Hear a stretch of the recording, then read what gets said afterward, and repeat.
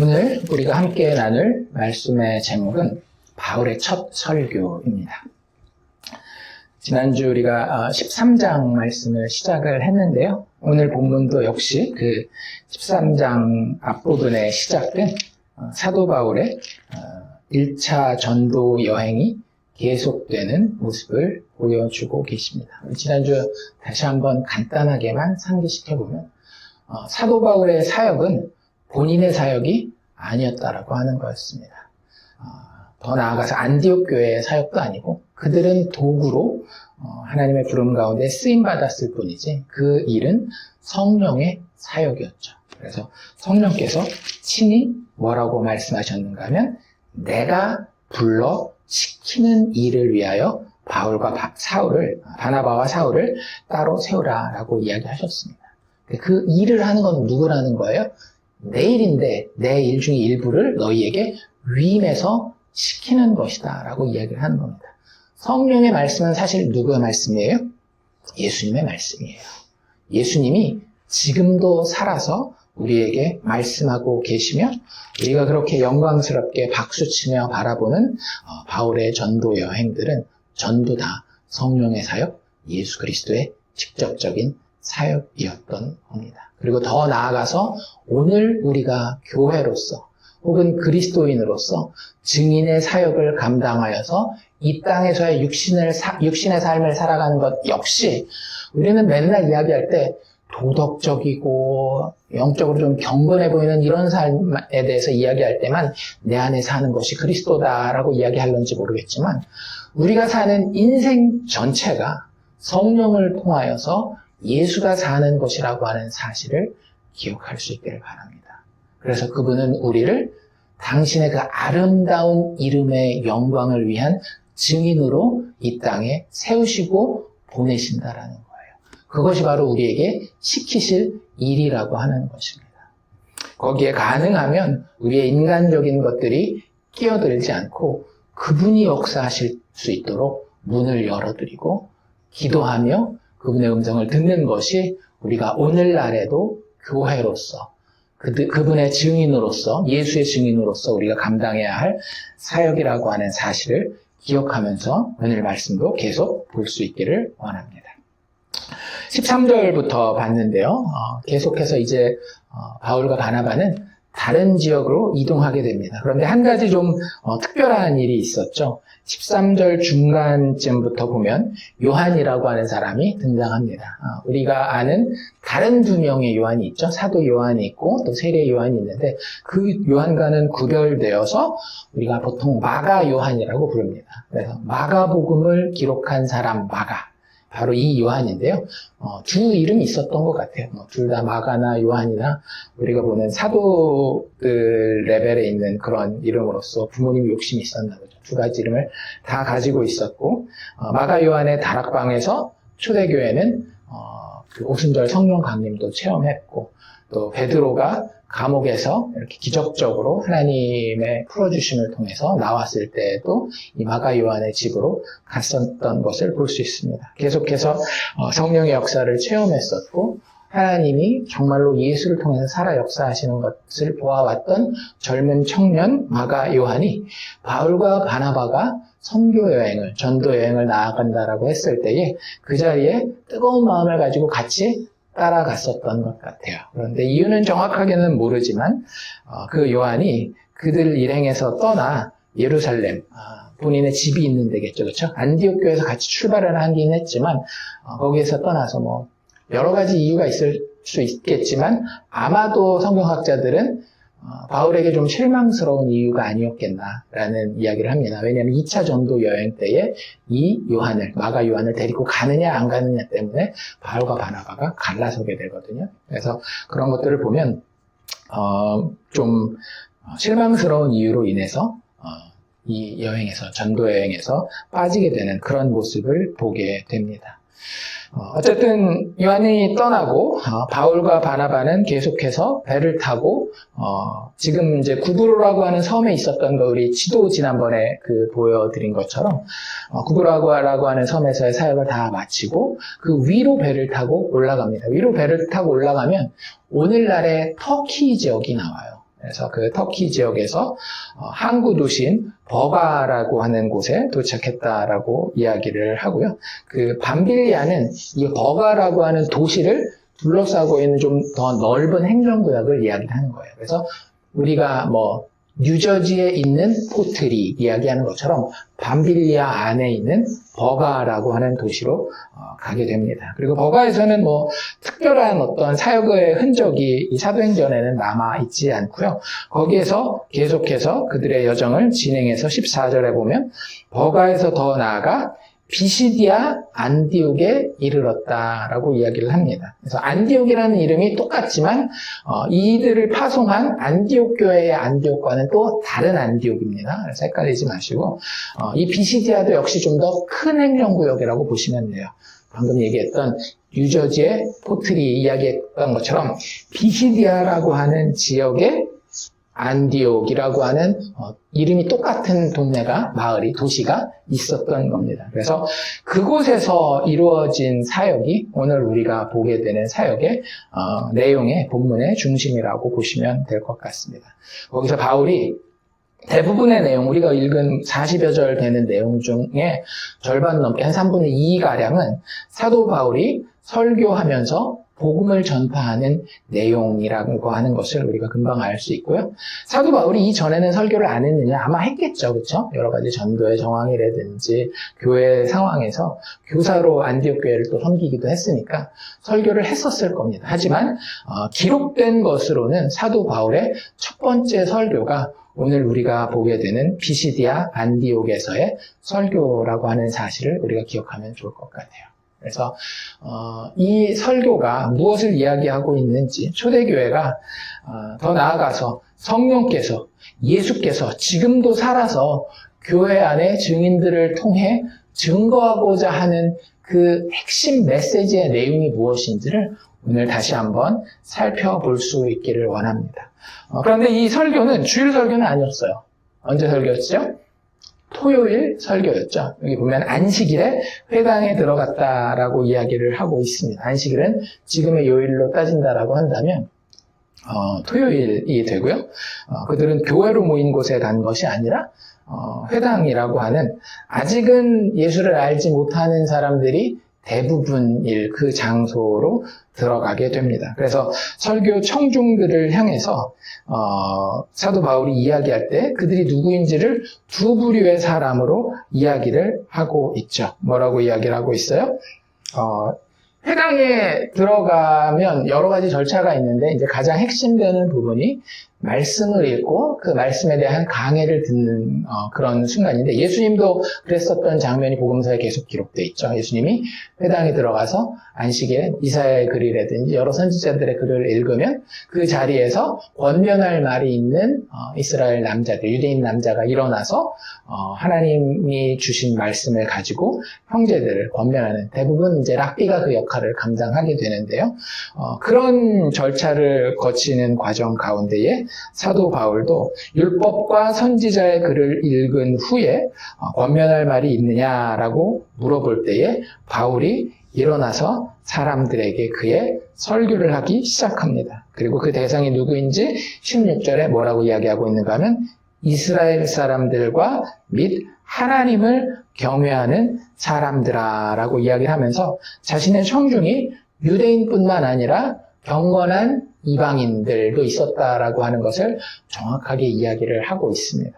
그래서 나중에 이제 사도 바울의 전도 여행이 진행되면 전혀 구약적인 배경이 없는 사람들에게 던지는 메시지와는 조금은 다른, 우리가 앞에서도 계속 봤었던 베드로가 유대인에게, 또 예수님이 유대인에게 전했었던 그 메시지의 맥락에서 바울이 전하는 메시지라고 보시면 될 것 같습니다. 그런 의미에서는 어떻게 보면 이게 교회에서 전해져야 되는 메시지, 전도의 현장보다는 교회 안에서 이미 구약이라고 하는 세팅을 가지고 있는 사람들에게 계속 선포되어야 되는 설교의 내용이라고 봐도 괜찮을 것 같은 그런 내용으로 오늘 사도 바울의 설교가 이루어져 있는 것을 우리는 볼 수 있습니다. 그래서 설교가 이렇게 쭉 나와 있는데요. 상당히 길어요. 그래서 스데반의 설교가 가장 길고 사도행전에 기록되어 있는 설교 중에, 그 다음에 베드로의 오순절 설교와 여기 나와 있는 사도 바울의 첫 기록된 설교가 두 번째로 긴 그 정도 설교라고 보시면 될 것 같습니다. 근데 내용이 생각보다 여기는 한 20몇여 절 정도 돼서 그렇게 막 짧지 않아 보이겠지만 실질적으로 이걸 설교한다라고 한다면 굉장히 양이 많은 내용인 것 같고, 그리고 실질적으로 우리는 이 요약본을 읽으면서 금방 이렇게 이게 무슨 내용이구나 라고 알아듣기 힘든 경우가 있어서 그 내용을 먼저 우리가 정리하고 우리 스스로에게 적용할 수 있기를 원합니다. 일단 설교의 내용은 우리가 좋아하는 뭐라 그래야 될까, 연역적 방법이라 그러죠. 막 이렇게 여러 가지 힌트를 주고 난 다음에 나중에 그래서 결론이 이겁니다, 이렇게 이야기하지 않고요. 사도 바울의 설교는 처음에 주제가 무엇인지 결론이 무엇인지를 두괄식으로 딱 선포를 하고 나머지 것들을 그걸 설명하는 내용으로 이렇게 설교를 이어가고 있습니다. 그래서 사도 바울이 설교를 시작하는 것이 이제 16절부터 청중들의 이목을 집중하도록 하는 그 장면에서 시작해서 17절부터 쭉 내려가서 저 밑에까지 내려갑니다. 그래서 23절 정도까지 이스라엘의 역사에 대한 이야기를 하고 있어요. 그런데 이스라엘의 역사 이야기를 사도 바울도 지금 하고 있고, 사실은 그 전에 누구도 했었는가 하면 스데반도 했었고 베드로도 했었어요. 근데 이 이야기를 하는 이유가 있습니다. 이스라엘의 역사는 사실 뭐예요? 구약 성경이에요. 구약 성경을 그들이 오해하고 있음을 알려주기 위함입니다. 근데 오늘날의 교회도요, 많은 경우에 구약을 오해하고 있어요. 지금 간단하게만 한번 이렇게 쭉 살펴보십시오. 17절부터 23절 사이에 사도 바울이 구약 성경에 대해 이야기하고 싶은 단 한 가지가 무엇입니까? 구약의 모든 말씀은 누구에 대한 이야기였다? 예수에 대한 이야기였다예요. 어디서부터 사실은 시작하고 있는가 하면 출애굽부터 시작하고 있습니다. 그렇죠? 여기 보면 출애굽, 이스라엘 백성들이 그 하나님이 우리 조상들을 택하셔서 애굽 땅에서 나그네 된 그 백성을 높여서 큰 권능으로 인도해 내셨다라고 하면서 출애굽부터 시작해서 광야 40년을 거쳐서 가나안 정복, 그리고 사사시대, 그들이 원했던 왕이었던 사울 왕과 그를 대체한 하나님이 세우신 왕 다윗 왕 이야기를 하면서, 사실 다윗 왕 이후에는 다 다윗의 왕조로 그냥 보면 되는 거예요. 그리고 나서 구약 성경이 이스라엘 나라가 망하는 것으로 끝나잖아요. 그리고 하나님이 보내실 다윗의 후손을 기다리는 것으로 사실은 구약 성경 전체가 마무리된다라고 보면 되는 거예요. 그러니까 사도 바울은 지금 구약 성경을 전체적으로 아주 짧게 요약하면서 그 결론에다 누구를 집어넣는가 하면, 너희들 구약의 결론이 뭔지 아니? 라고 이야기하는 거예요.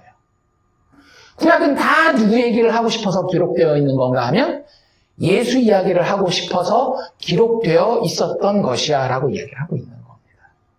그러면서 사실은 아까도 이야기했지만 이 청중의 대부분은 구약을 배경으로 하고 있고, 일단은 1차적인 대상이 이방인이기보다는 유대인이기 때문에 출애굽부터 시작하는 거예요. 만약에 이방인이었다면 창세기 1장 태초에 하나님이 천지를 창조하신 것부터 시작하겠지만, 유대인들에게는 그들의 역사가 시작된 아브라함이나 아브라함과 이삭, 야곱을 통해 이루어지는 그 조상들 이라고 불리우는 그 사람들에게서부터 유대인의 역사가 시작되기 때문에, 사실은 유대인의 역사 처음부터 마지막까지를 이야기하면서 그 모든 것이 사실은 약속된 예수를 보내주기 위함이다 라고 하는 것을 사도 바울이 설명하고 있는 겁니다.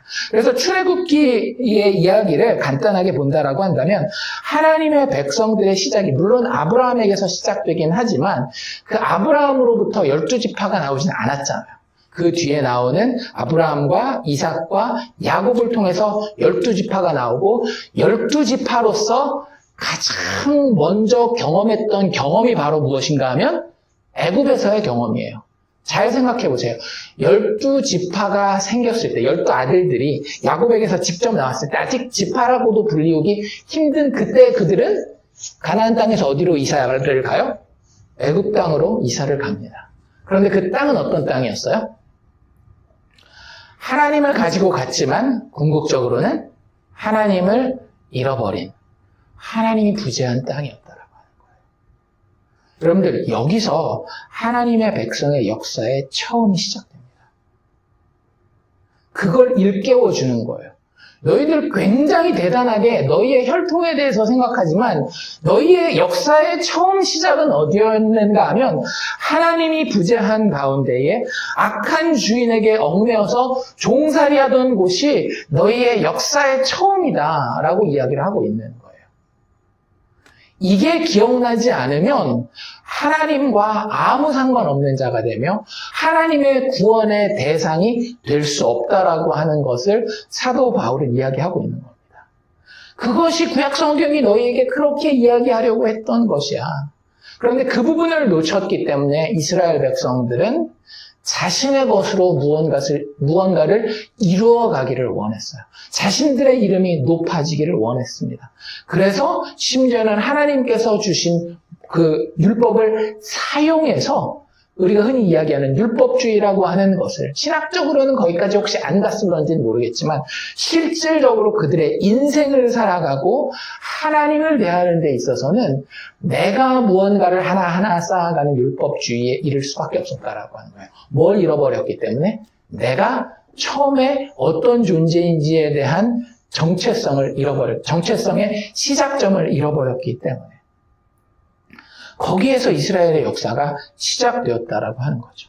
그런데 그런 불쌍한 형편 가운데 있는 종살이 하던 얽매여 있던 하나님 없는 상태에 있었던 그들을 누가 와서 만나주신 거예요? 하나님이 와서 그냥 만나주신 거예요.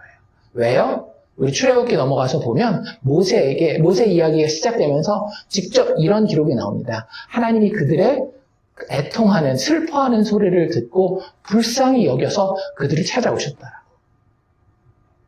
그게 구약 성경의 가장 중요한 부분이라고 하는 거예요. 너희들 불쌍히 여김을 받을 만큼 힘들고 어려운 상황 가운데 있었다. 그래서 예수님도 뭐라고 계속 이야기합니까? 천국 복음을 내가 너희에게 선포하는데 나는 건강한 자를 부르러 온 것이 아니라 병들고 아파 있는 자를 부르러 왔다라고 이야기합니다. 그리고 사도 바울이라든지 전도 여행 이런 데 다니는데도 보면 너희들이 아프지?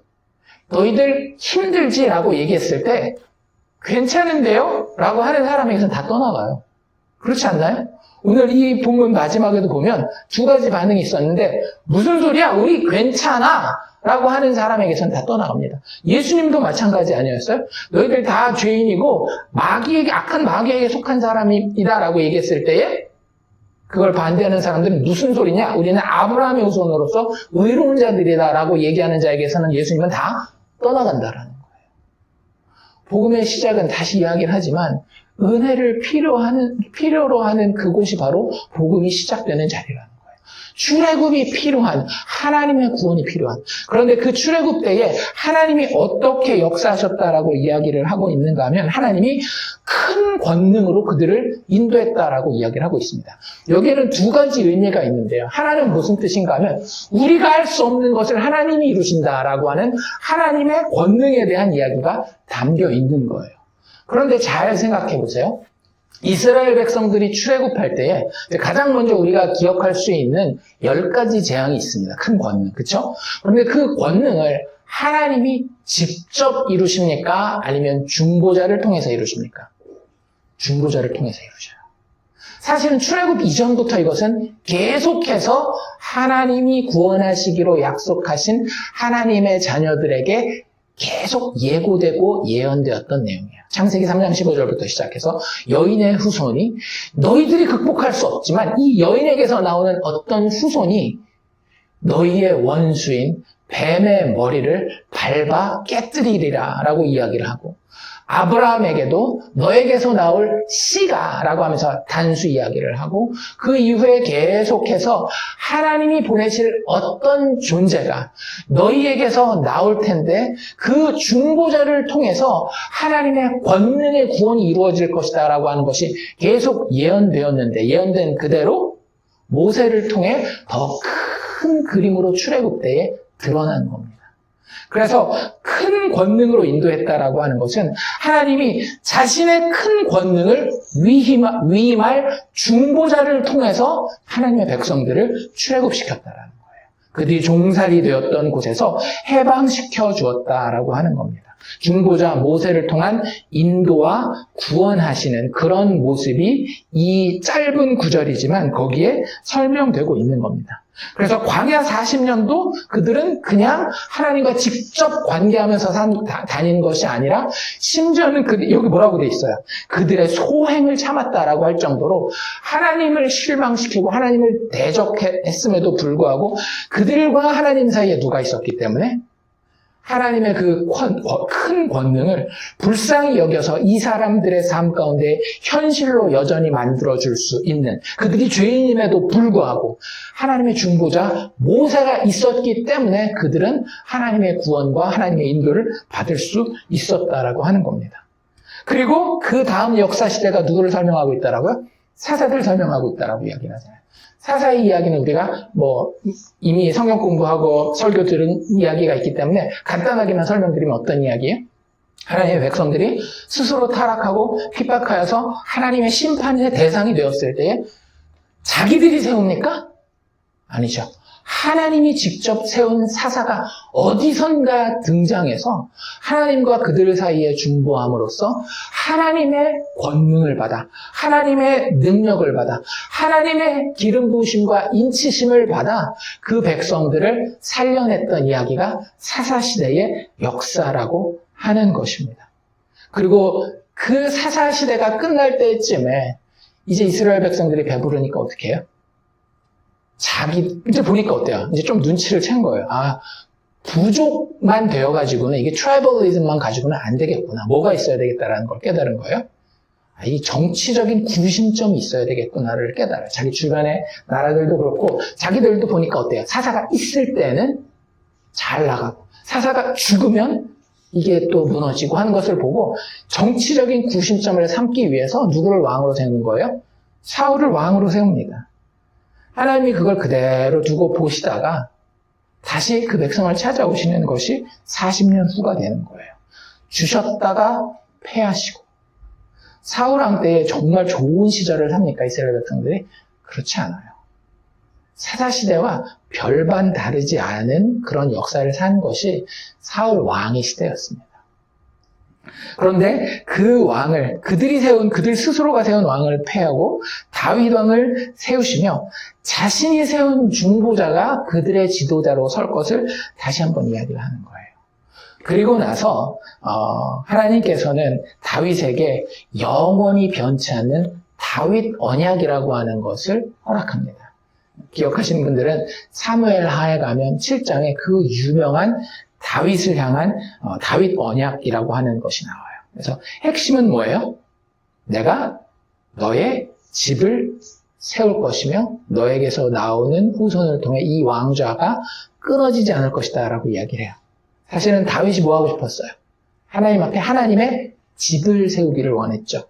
그런데 하나님이 그것을 거절하시고 나는 그렇게 섬김을 받아야만 섬김을 받는 그런 신이 아니야 라고 이야기를 하면서 내가 오히려 너의 집을, 이 집이라는 단어는 왕조라는 단어로 교차적으로 쓸 수 있는 단어거든요. 내가 너의 집을, 너의 왕조를 영원히 세울 것이다 라고 하는 언약을 주신 것이 다윗 언약이라고 하는 겁니다. 그래서 그 다윗 언약이 결국에는 결실을 맺어야 되는데 이스라엘의 역사를 보면 어땠다라는 거예요. 하나님 백성이 기다렸지만 그 아들 솔로몬 때 처음에는 좀 잘 나가는 듯 했지만 마지막에 너무나 실망스러운 모습을 보이고 그 이후에 남북왕조로 나뉜 후에도 하나님의 백성들이 기대하던 다윗의 후손, 하나님과 하나님 백성 사이를, 심지어는 하나님의 백성이 부족하다 할지라도 그 갭을 메워주는 중보자가 나와야 되는데 그가 나오지 않고 있다라고 하는 거예요. 그래서 이 백성들의 역사는 계속해서 메시아를 기다리는 것인데 이들이 기다리는 기다림이 틀렸다라는 이야기를 사도 바울이 지금 하고 있는 거예요. 사도 바울은 니들 지금 어떤 그 중보자를 기다리고 있었던 거야? 니들 스스로가 중보자가 되거나 자기 의를 쌓는 율법주의를 하거나 아니면 사울 같은 왕을 기다렸던 것 아니니?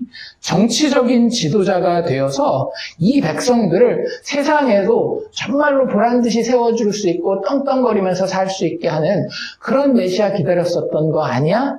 라고 이 유대인들을 영적으로 깨우치고 있는 겁니다. 그들이 이해하고 있는 구약이 어떻게 잘못되어 있는지를 깨우쳐주고 있는 거예요. 그런데 너희들이 기다리고 있었던 그 기다림이 정말로 잘못된 그 기다림이었다라고 하는 것을 이야기하면서 너희가 기다려야 되는 기다림은 사실은 어떤 기다림이어야 되었는가 하면 은혜에 대한 기다림이었다라고 하는 걸 이야기하고 있는 거예요. 아까 이야기했던 그 출애굽 때부터 정말로 보잘것없는 너희가 그렇게 하나님 앞에 그런 소행을 행하고도 너희들 스스로가 사울 같은 자를 왕으로 세웠음에도 불구하고 하나님이 너희에게 은혜를 베풀고 그 은혜를 베푸는 방편으로 중보자를 너희와 하나님 사이에 세우는 것을 약속하심을 통해서 너희를 구원하실 것이며 그 구원을 완성하실 것이다 라고 하는 것이 구약의 모든 줄거리라고 하는 거예요. 그러니 너희가 가지고 있는 그 너희 스스로의 능력을 통한 구원, 너희들이 세울 정치적인 왕을 통한 구원, 이제는 버리라고 하는 거죠. 여기 지금 이 사람들 비시디아 안디옥에 있다라고 얘기를 했잖아요. 왜 모이겠어요? 물론 진짜 종교적인 이유로만 모이는 사람들도 있겠죠. 유대인으로서 밖에 나가니까 자기네들 문화를 알고 역사를 알고 정서도 비슷한 그 사람들 만난, 우리 지금으로 얘기를 하자면 미국의 이민교회에 그냥 인간적인 교제 때문에 친교 때문에 나오는 그런 사람들도 있었겠지만 그 정도보다는 훨씬 더 진실하고 진지한 마음을 가진 사람들이 많이 모였을 거란 말이에요. 뭘 바라보고?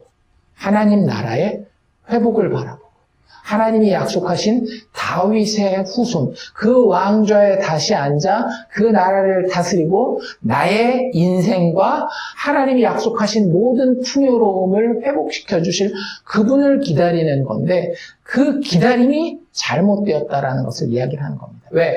그들이 이야기하는 정치적인 메시아는 누구의 모습이 아니었기 때문에?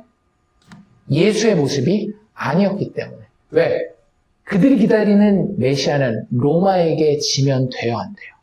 안 된단 말이죠. 그들의 손에 죽으면 돼요, 안 돼요?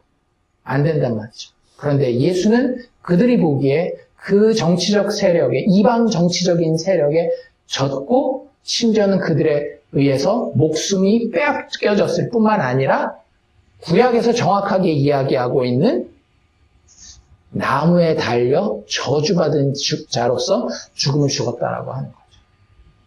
그들이 그렇게 예수에 대해서 판단할 수밖에 없었던 이유는 뭐라고요? 눈에 보이는 나라를 만들 메시아를 기다렸기 때문에 그런 거예요. 그리고 자신들이 세울 나라, 정치적으로 힘있고 권세 있는 그 나라를 자신들의 능력과 메시아의 능력을 합쳐서 만들 생각을 했기 때문에 그들에게는 이런 생각이 있었던 겁니다. 그런데 사도 바울은 그걸 대놓고 이제부터 깨뜨리기 시작한다는 거예요. 일단 결론부터 얘기할게. 너희들 틀렸어. 너희가 믿어왔던, 기다렸던 그 사람이 바로 누구다? 예수다. 23절에 이렇게 이야기를 하고 있죠. 하나님이 약속하신 대로 이 사람의 후손에서 이스라엘을 위하여 구주를 세우셨으니 이 사람이 누구라고요? 다윗이죠.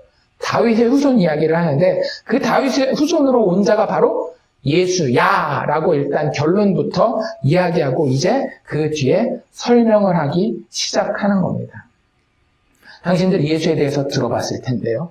왜냐하면 예수에 대한 소문은 그 당시에 거의 대부분의 유대 공동체에 퍼져 있었던 상태였었던 것 같아요. 그런데 그 예수에 대해서 당신들이 가지고 있는 평가가 잘못된 것인지 바른 것인지를 내가 증거를 통해서 보여줄 텐데, 일단 결론부터 말한다면 당신들이 틀렸습니다. 예수는 하나님이 약속하신 다윗의 자손 구원자가 맞습니다 라고 이야기를 시작하고 있는 것입니다. 그래서 세 가지 증거를 대는데요, 그 첫 번째가 바로 세례 요한의 증거입니다. 이스라엘 백성들 전체가 세례 요한을 누구로 인정하고 있었어요? 하나님의 선지자로 인정하고 있었습니다. 그래서 함부로 정치인들도 세례 요한을 건드리지 못했죠. 그래서 이스라엘 백성들이 지금 여기 나와 있는 디아스포라로 나와 있는 비시디아 안디옥에 있는 유대인들은 다 세례 요한을 하나님이 드디어 400여 년의 침묵을 깨고 하나님 백성에게 직접 말씀하신 예언자로, 선지자로 받아들이고 있는 거예요. 그런데 그들이 가지고 있었던 지식들은 어떨까요? 여기서 조금 저기서 조금 되게 파편적이었던 거겠죠. 근데 그 세례 요한이 했던 그 사역의 결론과 핵심을 사도 바울이 정리하면서 그의 사역의 결론은 결국 누구를 증거하기 위해서였다라고 하는 거죠? 예수를 그리스도로, 하나님이 약속하셨던 다윗의 자손 구원자로 증거하는 것이 세례 요한의 사역이었다라고 하는 것을 지금 이야기하고 있는 거예요. 세례 요한이 이야기했었던 사역의 핵심이 뭐라고 여기를 이야기합니까? 시작점과 핵심은 회개 세례라고 이야기하고 있죠. 24절에 보면 뭐라고 이야기하고 있는가 하면, 그가 오시기에 앞서서, 그러니까 예수님이 오시기에 앞서서 요한이 먼저, 이 세례 요한이죠. 요한이 먼저 무엇을 전파했다? 회개 세례를 전파했다라는 거예요. 정면으로 배치되고 있죠. 그들이 가지고 있는 그 메시아관, 하나님 나라의 관점과 정면으로 배치하고 있는 거예요. 그들은 하나님 나라에 지금 뭐가 부족하다라고 생각하고 있는 거예요. 정치적인 파워, 군사적인 능력, 이런 것들이 부족하다라고 생각하고 있었어요. 그런데 아니라고 하는 거죠. 하나님이 400년 만에 보내신 선지자인 세례 요한은 너희들의 문제는 그런 것들이 아니야. 너희들이 지금 배고프고, 너희들이 지금 억압받고, 너희들이 지금 마치 종살이한 것처럼 식민 통치 가운데 있는 것이 너희의 문제가 아니란 말이야. 너희의 문제는 출애굽부로 돌아가 봐. 하나님의 부재가 너희의 문제였었던 거야. 하나님을 대적하고 하나님을 기억하지 않는 것이 너희의 문제였는데, 그것을 해결하기 위해서 하나님이 중보자를 약속하지 않았니? 그 중보자가 오실 텐데, 그 중보자가 오시기까지 나는 너희에게 회개 세례를 전파할 수밖에 없어. 회개하라, 천국이 가까웠느니라. 천국이라는 그 말 자체가 사실 누구를 가리키는 거예요? 예수를 가리키는 거였잖아요. 회개하라, 천국이 가까웠느니라. 하나님의 구원자의, 하나님의 약속하신 중보자의, 다윗의 후손의 임함이 가까웠느니라 라고 선포했던 것이 세례 요한의 사역이었다라고 하는 거죠. 너희들이 세례 요한을 선지자로 인정한다라고 한다면 그것이 너희가 받아야 할 메시지이다. 지금 이국 땅에 살면서 빨리 이 이스라엘 나라가 회복되어서 우리가 다시 본토 땅으로 돌아가가지고 거기 성전을 재건하고 제사를 회복하고 이런 것들을 회복하는 것이 아니라, 하나님 앞에 정말로 하나님을 하나님으로 인정하며 하나님이 보내실 권능의 구원자를 겸손하게 나의 왕으로 모시리라 라고 하는 그 마음을 하나님이 세례 요한을 통해서 회복하기 원하셨다라고 하는 거죠. 그래서 그 사역을 뭐라고 이야기하고 있는가 하면, 아버지의 마음을 자녀에게로 돌이키고 자녀들의 마음을 그들의 아버지에게로 돌이키게 하여 회복하는 역할을 하나님이 세례 요한에게 주셨다라는 거예요. 그래서 세례 요한이 죽어가는 마지막에 이렇게 이야기했다라고 세례 요한의 마지막 사역을 사도 바울은 설명합니다. 25절인데요. 요한이 그 달려갈 길을 마칠 때에, 그 사역의 마지막 부분에 분명하게 이야기했다라고 하는 거죠. 너희들 여기저기 떠도는 소문 듣지 말고 그가 마지막에 했었던 이 증언을 한번 들어봐라, 이렇게 이야기를 하는 거예요. 너희가 나를 누구로 생각하느냐? 선지자? 그럴 수 있겠지. 그런데 나는 절대 너희가 생각하는 그리스도는 아니다. 그리고 내 뒤에 오실 이가 있는데 그가 바로 그리스도이며 하나님의 약속하신 중보자, 구원자이다. 나는 그의 신발끈을 풀기도 감당하지 못할 것이다 라고 이야기하며 예수님이 등장했을 때 어떻게 해요?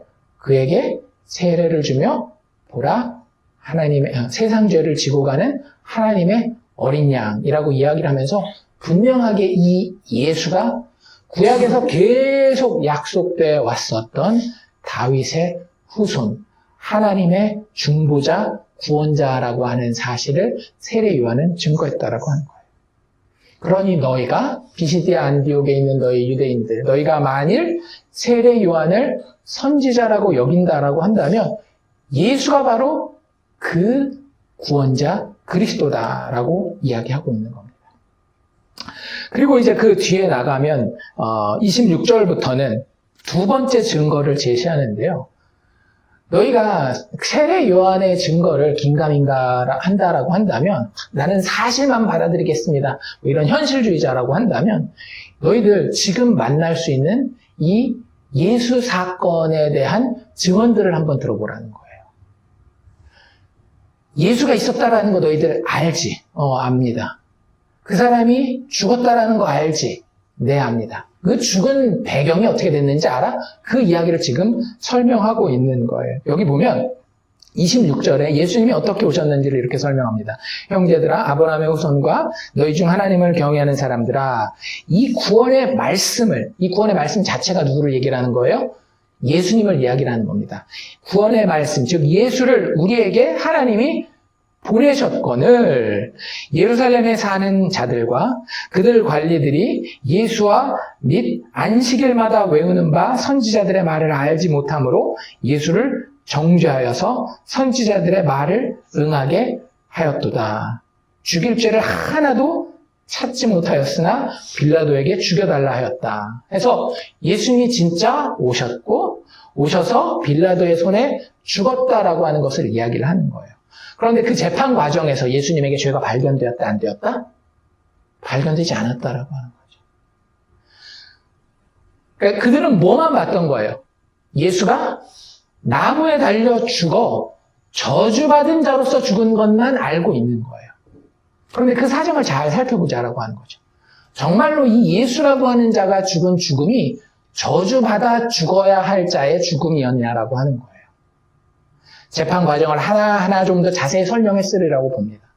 그런데 시기와 질투 가운데 혹은 자기의 그 기득권의 위협을 느낀 이 유대인들의 지도자들과 관리들이 예수를 죽였다라고 하는 거죠. 가장 큰 이유는 뭐예요? 그들은 구약의 완성이신 예수를 알지 못하였고 그들이 매주 외운다라고 하는 선지자들의 말씀이 무슨 뜻인지 알지 못했기 때문에 이런 일이 벌어진다라는 거예요. 무슨 말씀이 있었어요? 여호와의 고난받는 종. 가장 대표적으로는 이사야서 53장에 나와 있는 너희의 죄를 위해서 하나님이 보내실 그 중보자가 그 죄를 지고 대신 채찍에 맞고 대신 고난받고 죽을 것이다 라고 하는 그 말씀을, 그 선지자의 말씀을 이해하지 못했기 때문에 죄가 없는 자를 저주받아 죽어야 할 자처럼 죽였다라고 하는 거예요. 그런데 하나님은 그것을 이미 계획하셨다라고 하는 거죠. 왜요? 그들이 수천 년 동안 경험한 그들의 죄를 대신해서 죽을 속죄 제물로서의 6월절 어린 양의 죽음의 죽음을 하나님의 중보자가 오셔서 죽게 하시기 위해서. 죄 없는 자가 오셔야 할 뿐만 아니라 그가 우리를 위해서 죽어야 했어. 그것이 예수고 하나님의 구원이며 너희가 안식일마다 외우는 선지자들의 말이었던 거야. 그걸 몰랐기 때문에 예루살렘에 있는 유대인들과 그들의 관리들이 예수를 죽였던 것이고 그게 진짜 그런가에 대한 긴가민가한 것이 있었을런지 모르겠는데 하나님이 그것이 분명하다라는 걸 뭘 통해서 증명했다라는 거예요? 30절 하나님이 죽은 자 가운데에서 그를 살리신지라. 그가 자기 죄 때문에 죽은 것이 아니기 때문에 죽음은 뭐예요? 죄의 대가잖아요. 죄의 삭은 사망이고 죄로 인하여서 우리가 피를 흘려야 된다라고 하는 것이 구약 때부터 계속 이어져 왔던 거예요. 그런데 죄가 없는 자였기 때문에 하나님은 예수를 어떻게 하셨다라는 거예요? 살리셨다라는 거예요. 그럼 구약의 말씀들이 맞아 들어가잖아요. 저 사람이 왜 살았어?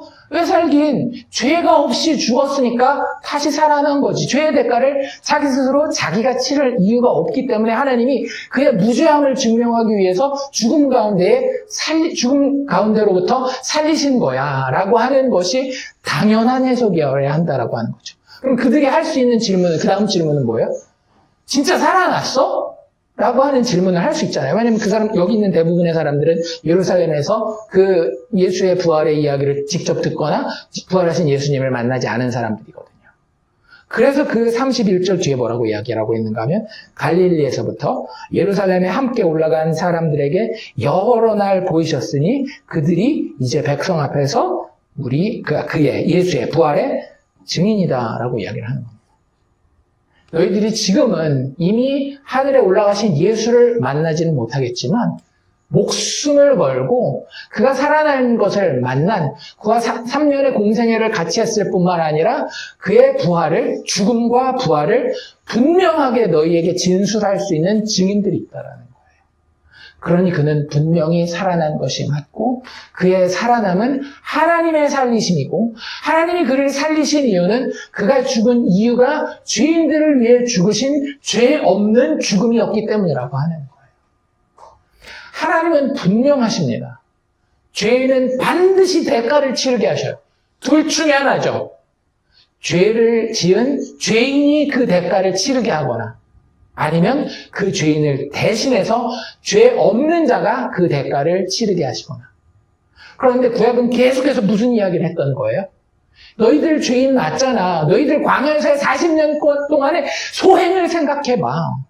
그것을 하나님이 어떻게 참을 수 있었니? 너희와 하나님 사이에 있었던 중보자 모세 때문에 참을 수 있지 않았느냐. 그리고 그 모세가 뭐라고까지 얘기를 했어요? 나 같은 선지자, 그 선지자를 너희에게 보내주시기를 원할 텐데 그 선지자가 오면 너희는 그의 말을 들으라 라고 이야기를 했잖아요. 계속해서 그럼에도 하나님의 백성들은 사사시대를 거쳐 사울왕 때까지 자신들이 원하는 왕을 세워서 자신들의 영광을 드러내기 원했을 때도 하나님은 어떻게 해요? 아무도 돌아보지 않던 다윗을 양의 무리로부터 빼어내어서 하나님의 백성을 다스릴 하나님의 마음에 합한 자로 세우고 난 이후에 언약을 주면서 저 언약을 이 다윗의 후손을 통해서 내가 약속한 그 중보자를 반드시 보내줄 것이야. 그리고 그 이후에 오고 오는 선지자들을 통해서 그런데 그가 와서 어떻게 그 나라의 영광을 완성할 것인가 하면 너희들이 치러야 할 죄의 대가를 대신 치러줌으로 6월절 어린 양이 너희를 위해서 대신 죽어주었었던 그 큰 권능의 구원이 너희에게 현실이 되게 하도록 나의 중보자, 나의 구원자가 너희에게 와서 죄 없이 대신 죽어줄 거야 라는 이야기를 계속 해왔다는 거예요. 그리고 그 일을 예수님이 이루셨고 하나님은 부활을 통해서 이 죄 없는 중보자의 죽음과 희생에 대해서 확증하셨다라고 하는 거죠. 여러분들 우리도 여기서 잠시 멈추고 한번 생각을 해봅시다. 내가 믿고 바라고 체험하는 예수가 구원자가 어떤 분인지 우리가 계속해서 나는 바른 신학을 가졌어 하면서 세상에서 이야기하는 복받고 잘되고 이런 것들에 대해서 비판하지만 많은 경우 우리는 다시 그 자리로 돌아가 있는 경우가 많아요. 이스라엘 백성들이 정치적인 메시아를 구했어 라고 생각할런지 모르겠지만 여러분들 그거는 죄인들의 디폴트 모드입니다. 기본 모드예요. 육신에 보이는 것들, 내가 성취해서 다른 사람과 하나님 앞에, 심지어는 하나님 앞에 자랑할 수 있는 것들을 세워가는 것이 우리들이 우리 스스로를 구원해가며 우리가 원하는 그 이상적인 나라를 만들어가는 방법이라고 하는 거예요. 그런데 하나님은 처음부터 우리가 그것 할 수 없는 능력, 무능력의 자리에서 우리를 부르셨다라고 하는 거죠. 그리고 그 회복을 이루는 것은 너희가 아니라 나라고 하는 것을 계속 증언하셨고 그것을 이루고 말리라고 약속하셨던 거예요. 그리고 예수가 오셔서 그것을 성취하셨습니다. 지금도 우리는 그 예수를 자꾸 우리의 어떤 육체의 눈에 보이는 그 일들을 이루어 주실 도깨비 방망이처럼 생각하고 사는 경우가 너무 많이 있어요. 그렇게 되면은요, 우리는 예수를 우리의 중보자요, 구원자로 체험하지 못하게 됩니다. 심지어 우리가 구원받았고 예수를 내 영혼과 죄사함의 구원자로 고백한다 할지라도 일상의 삶에서는요, 여전히 주님을 내 먹을 것이나 채워주는, 내 등이나 따숩게 해주는 그런 정치적인 지도자로밖에 이해하지 못하게 돼요. 근데 그렇지 않다라는 거예요. 하나님이 살리신 이유는 그로 하여금 너희의 죄의 대가를 치르게 하기 위해서. 왜냐하면요, 우리가 고민하는 이런 모든 눈에 보이는 것들 있잖아요. 육체의 배고픔이라든지, 건강이라든지, 정치적인 어떤 포갑이라든지, 이런 것들은 다 뭐의 결과일까요? 죄의 결과예요. 하나님은 그 죄를 없이 하는 나라를 처음부터 생각하신 거예요. 에덴의 회복을 생각하신 겁니다. 하나님을 의지하여 벗었음에도 불구하고 아무것도 소유하지 못했음에도 불구하고 모든 것을 소유하며 하나님을 즐길 수 있는 그 에덴의 왕국을 회복시키기 원하는 거예요. 에덴에 무슨 정치 제도가 있었습니까? 에덴에 무슨 음식 나눠주는 그런 좋은 그 복지 시스템이 있었습니까? 아무것도 없었지만 누가 있었기 때문에? 하나님이 있었기 때문에. 그것과 대비되는 출애굽해야 했던 이스라엘 백성들은 누가 없었다라고요? 하나님이 없었다라고요. 하나님을 잃어버려서 하나님의 이름조차도 새로 가르쳐줘야 되는 그런 상태에 있었던 것이 애굽에 있었던 출애굽을 필요로 했던 유대인들의 모습이었다라고 하는 거예요. 그게 우리의 모습이라고 하는 거예요. 그것을 위해서 예수께서 이루신 일이 성육신이요, 죽으심이요, 부활이라고 하는 거죠. 우리가 크리스마스를 통해서도 아까 불렀던 그 찬양에 보면 우리가 그들을 어떻게 기다리는지에 대한 이야기가 나오고 있어요. 정말로 예수께서 이 땅에 오신 것은요, 우리의 왕이 되기 위해서 오셨다라고요. 이 땅 위에 큰 영광이 나타날 징조가 보였고, 그리고 그것을 영적으로 알아본 동방박사 같은 사람들은 어때요? 새 아기. 정말 아무 힘도 없고 세상 사람들이 볼 때에는 아무 쓸모없어 보이는 그 왕을 영적으로 알아봤기 때문에 새 아기를 보고 절하고 그 보배압을 다 열어서 자기들이 준비한 모든 예물을 드리며 뭐라고 고백합니까? 노엘, 노엘, 노엘, 노엘. 이스라엘의 왕이 나셨습니다. 라고 고백한다고 하는 거예요. 그게 우리의 고백이어야 할 줄로 믿습니다. 사도 바울은 지금 이 부활의 사건의 증인들이 너희와 함께 있다라는 것을 통해서 예수가 너희들이 기다리던 그 구원자가 맞다라는 걸 다시 한번 이야기하고 있는 거예요. 그래서 세례 요한의 증거, 예수 사건 증인들의 증거, 그리고 마지막으로 어떤 증거를 제시하는가 하면 예수 정체성에 대한 구약 선지자들의 증거를 이야기합니다. 이제 제일 잘 알고 있는 거잖아요. 유대인들이 제일 잘 알고 있는 거. 그래서 세 가지 본문을 구약에서 가지고 오는데요. 하나는 시편 2편, 우리가 너무나 잘 알고 있는 말씀인데요. 시편 2편 7절 말씀이고요. 또 하나는 여기는 이제 안 나와 있는데 그 본문이 어디인지는 이사야서 55장 말씀이 나옵니다. 이사야서 55장 3절, 그리고 시편 16편 10절 해서 이 세 구절이 나오는데 우리가 구약 성경을 넘겨서 찾아보면 조금 다를 거예요. 왜냐하면 지금 여기가 그 당시에 유대를 떠난 다른 지역이잖아요. 그 당시에 공용어로 쓰던 것은 헬라였습니다. 로마 제국이지만 아직 언어는 그리스 문화가 전반적으로 지배하고 있었기 때문에 헬라어를 쓰는 거예요. 그래서 그 당시에 헬라어 번역본 성경이 있었잖아요. 그렇죠? 그래서 그 헬라어 번역본 성경이 그 단어 대 단어로 한 부분들도 있지만 의미를 가져다가 의역을 한 부분들도 있거든요. 그런 해석을 지금 사용하고 있는 것으로 보입니다. 그래서 헬라어 번역본을 쓰는데요. 시편 2편 7절에 우리가 잘 아는 이런 표현이 나와 있죠. 너는 내 아들이라 오늘 너를 낳았도다. 오늘날 내가 너를 낳았도다라고 하는 표현. 찬양에도 있고 많이도 쓰이는데 많은 잘못된 신학으로 가는 사람들이 이 부분을 어떻게 사용하는가 하면 하나님 아버지가 있고 아들 예수님이 있는데 하나님 아버지가 예수님을 태어나게 했으니까 어떤 때가 있다라고 생각하겠어요? 예수님이 하나님께로부터 태어나지 않은 때가 있었겠구나라고 하면서 우리가 흔히 이야기하는 아리우스주의라고 하는 예수님이 신이긴 하지만 어떤 신? 하나님 아버지께로부터 피조된 신이라고 하는 것을 정확하게 보여주는 본문으로 이 본문을 쓰는 경우가 있어요. 근데 그렇진 않아요. 성경은 계속해서 예수 그리스도를 하나님과 동일 본체로 제시하고 계십니다. 그렇기 때문에 그렇게 이야기하는 것은 우리가 인간의 논리만 가지고 그리고 너무 작은 그 컨텍스트만 가지고 배경만 가지고 예수님의 정체성에 대한 오해를 하는 건데요.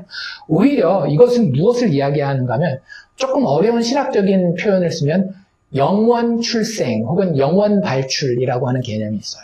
그게 무슨 얘기인가 하면 그냥 관계가 그렇다라는 거예요.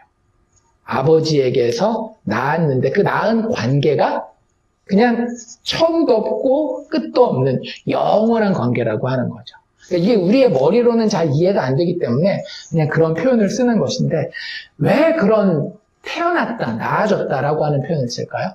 제가 몇 번 설명드릴 텐데 이것은 그의 본성에 대한 이야기를 하기 위함입니다. 호랑이의 자녀는 개입니까? 원숭이입니까? 호랑이죠. 사자의 자녀는 사자고 사람의 자녀는 사람이에요. 본질이 똑같단 말이죠. 그것을 통해서 그런 논리 절차를 통해서 하나님의 아들은 결국 누구와 본성이 똑같다라는 거예요? 하나님과 본성이 똑같다라는 거예요. 그래서 시편 2편 7절은 오실 그리스도가 이 그리스도에 대한 이야기잖아요. 대표적인 메시아 본문이 시편 2편인데 이 시편 2편에서 너는 내 아들이라 오늘 내가 너를 낳았다라고 하는 이 표현은 오실 그리스도가 단순한 인간 지도자가 아니라는 거예요. 이스라엘 백성들은 어떤 메시아를 기다렸어요? 인간 메시아를 기다렸거든요. 그래서 조금만 기미만 보이면 이거 메시아 아닐까라는 생각을 했어요. 그래서 그 전에 있었던 하스모니안 왕조의 유력한 그 장군들이나 군인들을 자꾸 메시아로 보는 이런 성향이 있었습니다. 왜? 자신들의 정치적인 야망을 혹은 그 필요를 해소해주는 사람이니까. 본인들의 배고픈 배를 채워주는 사람이니까. 근데 그게 아니라는 거예요. 성경은 처음부터 우리에게 올 메시아는 어떤 존재예요? 단지 그런 문제 해결로 해결이 안 되는 우리의 영적인 문제를 하나님과의 관계를 해결해 줄 수 있는 하나님 본인이어야 된다라고 하는 이야기를 예전부터 했다라고 하는 거예요. 신성을 가진 하나님의 아들이어야 된다라고 하는 거죠. 그리고 예수가 어떤 분이다? 바로 그 신성을 가진 하나님이었다. 하나님으로서의 메시아였다. 뭘 보면 알 수 있어요? 예수님이 공생애 동안 베푸신 능력과 기사와 그리고 무엇보다도 방금 전에 얘기했었던 죽음을 이기고 다시 사신 그 부활의 능력 가운데에 예고되었던 그 신적인 메시아가 바로 이 예수다. 이 예수 말고 너희들 구약의 역사 가운데에 누구를 메시아로 꼽겠느냐? 누구를 미래의 메시아로 기다리겠느냐? 구약 시편 2편에 약속된 이 하나님의 아들로서의 신적 메시아는 죽음을 이기고 다시 살아난 이 예수가 맞다라고 사도 바울은 증거하고 있는 거예요. 그리고 이사야서 55장 3절에 이렇게 이제 여기 인용은 이렇게 돼 있죠.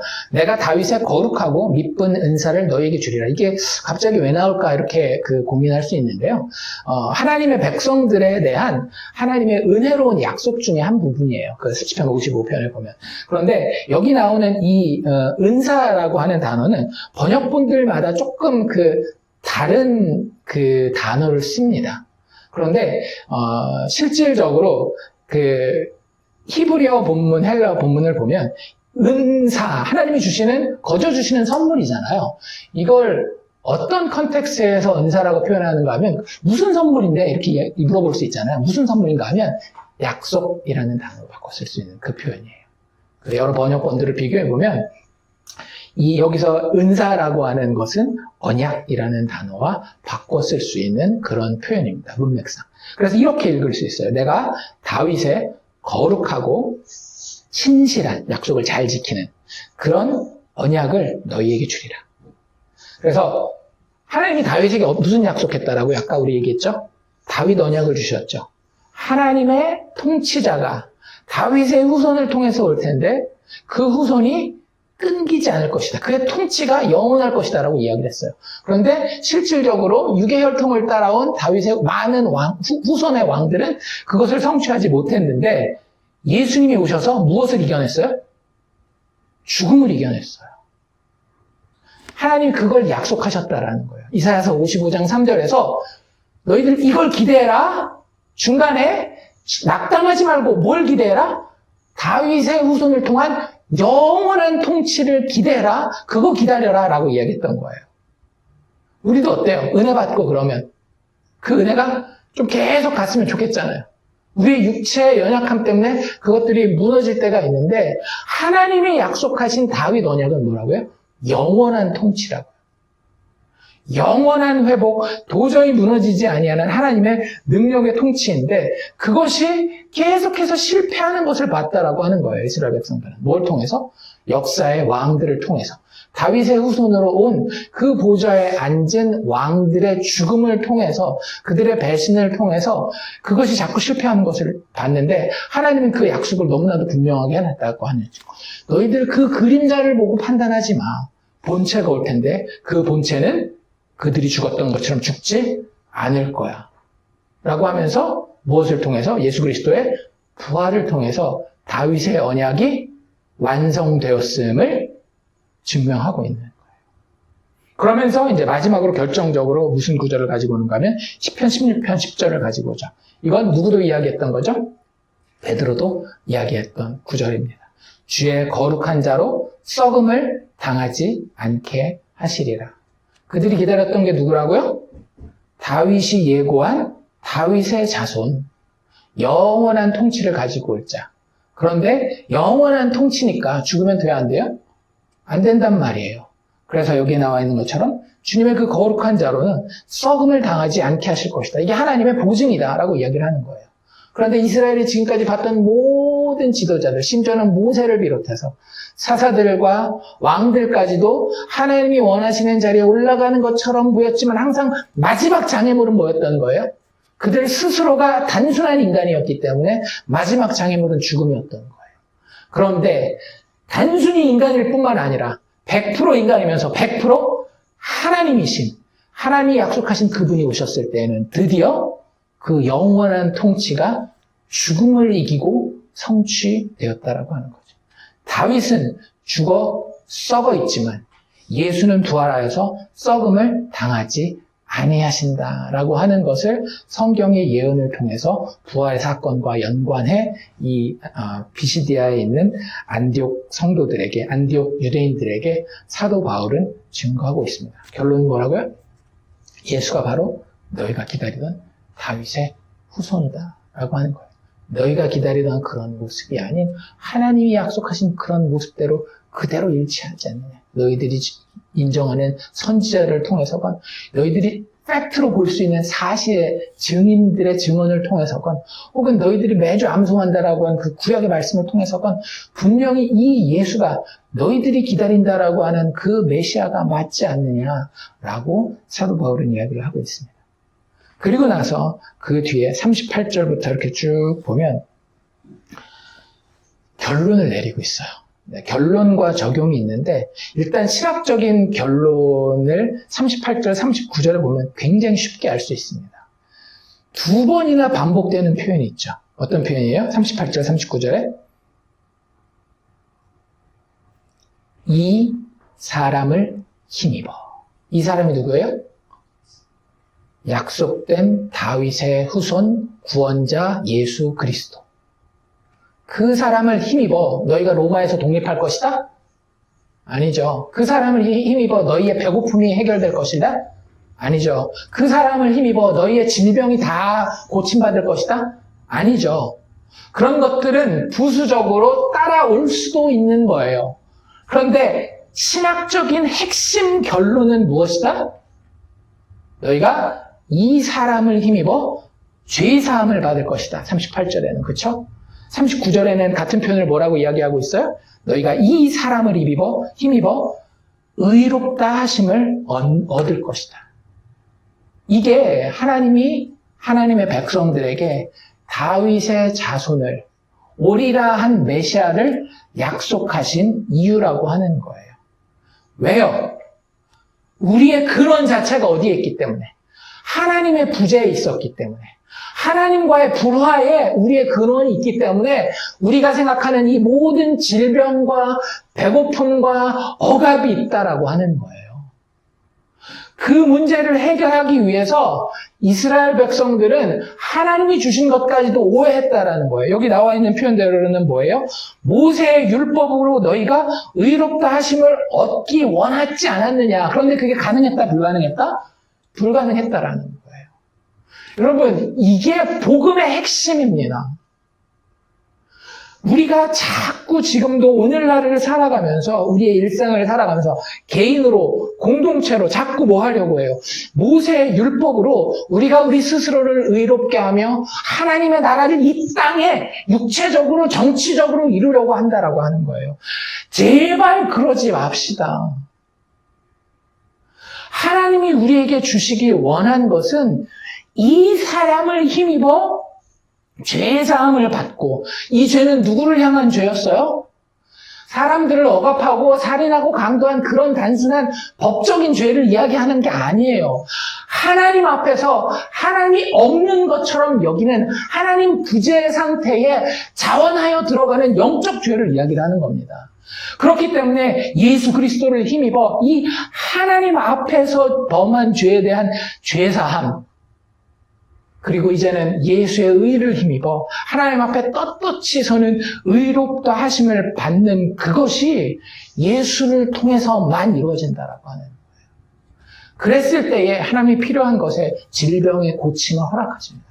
그랬을 때에 필요한 것에 하나님의 물질의 풍성함을 허락하십니다. 그랬을 때에 하나님이 배고픈 곳에 필요하다라고 한다면 그 배고픔의 해결을 허락해 주시는 거예요. 인간관계의 회복을 허락해 주시는 거예요. 그 모든 것들은 부수적인 것이지 하나님이 구약 성경을 통해서 지금까지도 교회에 계속 이야기하고 있는 것은 무엇인가 하면 내가 나의 말씀, 나의 복음, 구원의 소식을 너에게 전했는데 그것은 무엇인가 하면 내가 약속한 이 사람을 힘입어 너희가 죄사함을 얻고 하나님 앞에 의롭게 서는 것이다. 그것이 하나님의 나라이다. 하나님의 나라는 어떻게 이루어진다? 한 사람 한 사람이 죄사함 받고 하나님 앞에 의롭게 서는 것을 통해서 이루어진다라고 하는 거예요. 그것이 결론입니다. 이스라엘 백성들은 도저히 생각도 못 해봤죠. 왜? 본인들의 겪고 있는 육체의 어려움이 너무 심했기 때문에. 참 이건 되게 아이러니한 거예요.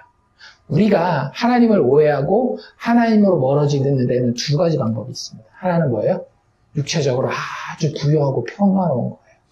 하나님의 부재를 가지고도 충분히 나 혼자 살 수 있다라고 생각해요. 또 한 가지는 뭡니까? 육체적으로 너무 어려운 거예요.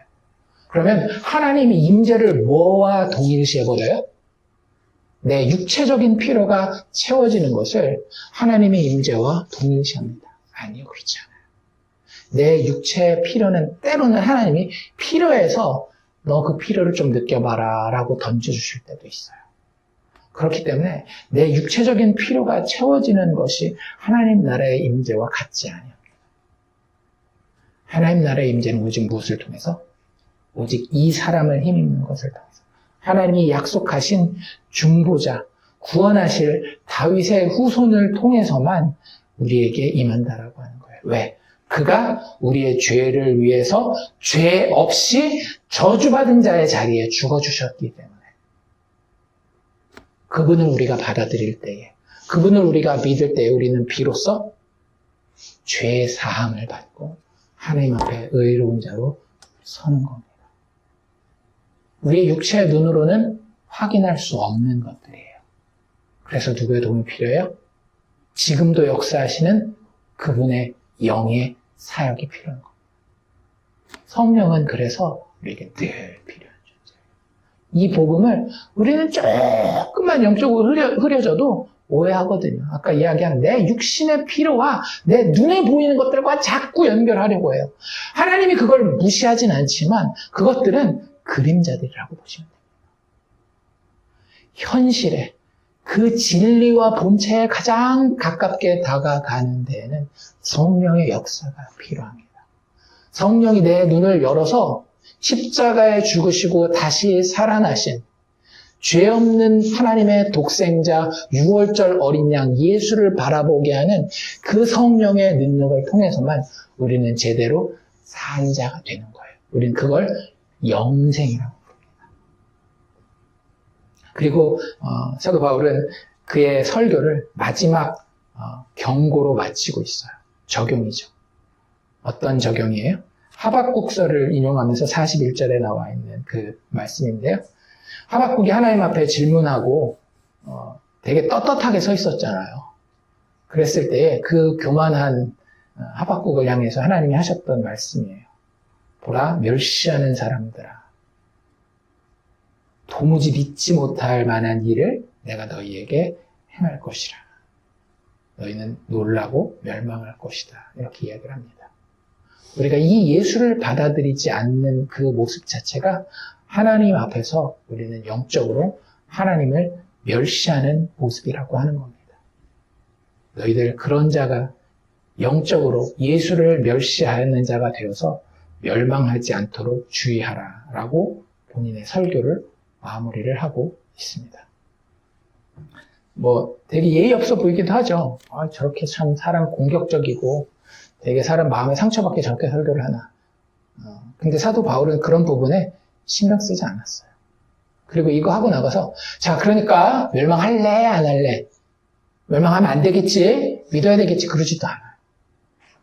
선포하고 받아들이는 자들은 복음 안에서 한 형제 된 자로서 계속 교제하고 권면하고요.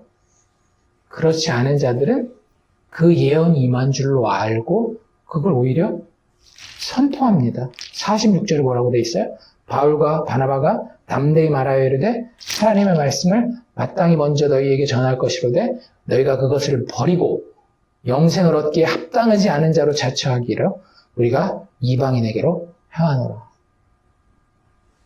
그래서요, 우리가 사람들에게 친절하게 대하고 겸손하게 그 사람을 섬기고 하는 것과 복음을 선포해놓고 그 복음이 그 사람에게 이루어지기를 인간적인 어떤 미련을 가지고 사람한테 잘하는 것은 전혀 다르다라고 하는 것을 기억하시기를 바랍니다. 그냥 인간적으로 잘 하셔요. 그런데 내가 이렇게 해서 저 사람을 섬기기 때문에 복음이 역사하실 것이다라고 하는 생각은 이제는 우리가 좀 벗어버릴 수 있기를 원합니다. 우리는 그걸 위해서 구제도 한다라고 그러고요, 교회가. 그렇죠? 그것을 위해서 지역사회 무슨 프로그램도 한다라고 하고요. 해요. 초대교회도 했어요, 하기는. 지역사회까지는 아니지만 최소한 본인들이 만나는 사람들한테 그런 거 했어요. 그런데 복음을 선포하는 일과 연결시키지 않았습니다. 복음을 선포하는 것은요, 전적으로, 그래서 그것이 현실이 되는 것은 전적으로 누구의 사역이에요? 예수 그리스도의 사역이에요. 성령의 사역이에요. 선포하고 미련 없이 떠나갑니다. 그 사람들에게 매정하자 그런 얘기는 아니에요. 하지만 예수님도 뭐라고 이야기하셨습니까? 내가 너희에게 화평을 주러 온 줄로 생각하지 말라. 나는 너에게 다툼과 분쟁을 칼을 주러 왔노라 라고 이야기를 하잖아요. 실제로 정확하게 그런 일이 벌어집니다. 45절에 유대인들이 그 무리를 보고 시기가 가득하여 바울이 말한 것을 반박하고 비방하는 그런 한 부류의 사람들이 생기는가 하면요, 48절에 넘어오면 이방인들 같은 경우는 듣고 기뻐하여 하나님의 말씀을 찬송하며 영생을 주시기로 작정된 자들은 다 믿더라. 물론 유대인들을 배제하는 건 아닙니다. 유대인들 가운데도 구원받은 사람들이 있어서요. 43절에 아까 우리 읽은 데 보면 유대인들 중에서도 많이 바나바와 바울을 따르니 두 사도가 더불어 말하고 항상 하나님의 은혜 가운데 있으라라고 권면하기도 합니다. 그러니까 유대인과 이방인을 가리지 않고 어떤 사람들이요? 영생을 주시기로 작정된 자들. 우리가 가서 잘 섬긴 사람들이요? 아니요. 영생을 주시기로 작정된 사람들. 사실은 그게 우리를 더 헷갈리게 하는지 몰라요. 우리가 가서 정성을 다하고 마음을 다하면 거기에 우리 스스로가 코가 끼잖아요. 내가 이렇게까지 했는데 하나님의 뜻이 있지 않을까. 막 이런 생각까지 해가면서. 물론 그럴 수도 있습니다. 근데 아까도 얘기한 것처럼 잘하는 거는 그냥 인간이기 때문에 잘하는 거예요. 하나님이 우리를 인간으로 만들어 놨기 때문에 다른 인간에게 잘하는 겁니다. 그 이야기는 다 어디 나와 있는가 하면 잠언이라든지 전도서 이런 데 보면 너무 잘 나와 있어요. 어떻게 우리가 다른 인간들을 대하는 것이 마땅한 것인지. 그런데 그것을 넘어선, 해 아래 일을 넘어선 하나님의 영원한 나라에 대한 이야기를 할 때에는 오직 그 영혼을 구원할 수 있는 능력은 예수 그리스도에게밖에 없다라고 하는 거죠. 그리고 그 일에 있어서 하나님은 실패한다, 안 한다? 실패하지 않는다라는 거예요. 영생을 주기로 작정된 자는 답이 있더라. 그 사람이 아무리 지금 참 도저히 이게 안 될 것 같은데 라는 상황에 있는 이스라엘 백성들도 어땠어요? 출애굽해야 되는 애굽의 종살이하는 무능력한 상황 가운데 있었잖아요. 하나님도 부재한 것처럼 보였고. 하지만 선포자가 가서 선포할 때에 하나님이 영생 주기로 작정한 자는 반드시 돌아오게 돼 있습니다. 왜 우리가 여기저기 가서 하나님의 말씀을 전해야 될까요? 누군지 모르기 때문에 그러는 거예요. 우리는 누군지 모르기 때문에 아무리 가능성이 없는 자에게도 복음을 선포할 수 있는 자입니다.